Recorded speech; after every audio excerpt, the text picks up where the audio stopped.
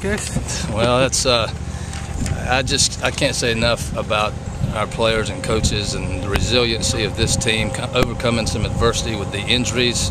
We had a lot of different situations throughout the year, and these guys continued to show up every day and try to win and not make excuses and woulda, coulda, shoulda, and hope guys get back. We just play, and they play hard. They play it the right way, and I'm so proud of them. I'm so happy for them that they're able to be the SEC champs today.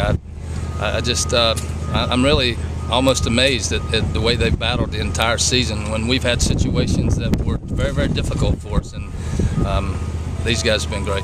Does it matter to you if Florida and Vandy tie in and get a co-championship? I don't. We're not using the word co. If you go through the SEC and you end up in first, we're just regular season champs, and I'm sure they'll feel the same way.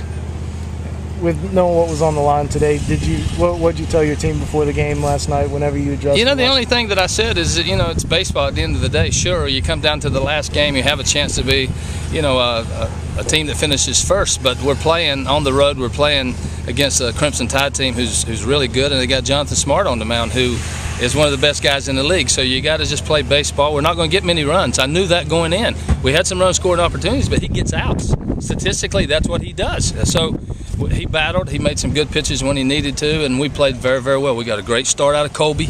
He looked really sharp early. He tired a little bit, but we get JT in there for a couple of outs, and then Webb gets a big out for us. And Price told me before the game today, he said, I got 4 outs in me. Well, I listened to him. I let him go get his 4 outs. But, we had to play great today in order to beat these guys here with Smart on the mound. He was fantastic, and, he had a great career, and I'm just so proud and happy of our players right now.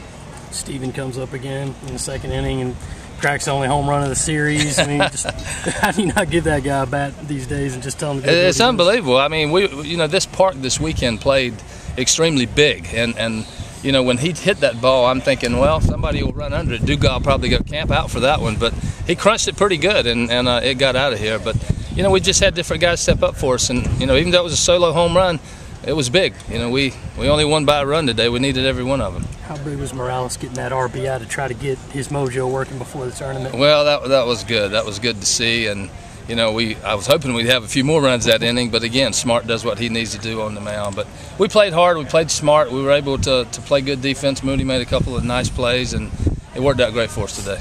Kind of a muted celebration, Ray. Was that coming down from you? Did you let the guys handle that? Or? Well, I said, hey, we're happy to be where we are, but we're not at home. We're on somebody else's field. You have to respect that. Be humble. There's a lot of baseball left, and I didn't mandate it by any means, but I think that's the way you're supposed to do it.